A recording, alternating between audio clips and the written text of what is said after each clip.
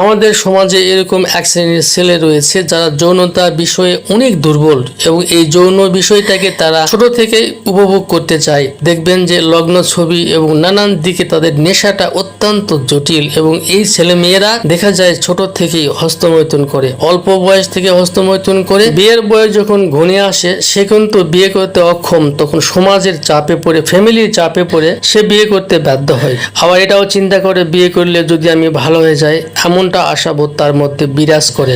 বিয়ে করার পর দেখা যায় যে সংসারে অশান্তি, স্ত্রীর সঙ্গে যৌন মিলন করতে একেবারে সম্পূর্ণ অক্ষমতা যখন প্রকাশ করে, তখন সমাজের আর মুখ দেখানোর মতো কোনো রাস্তা থাকে না। আজকের এই ভিডিওটি যদি দেখেন বন্ধু, অবশ্যই এই সমস্যা থেকে আপনি, এই প্রবলেম যদি আপনার থাকে, আমি কথা দিলাম আপনি স্থায়ীভাবে নিজেকে সুস্থ করতে পারবেন। আপনার দুইজন যদি স্ত্রী থাকে তবু আপনি জব্দ করতে পারবেন বউদের, ইনশাল্লাহ কথা দিলাম। যেভাবে এই জিনিসটি, এই শিমুলের মূলটি আপনি সেবন করবেন জেনে নিন।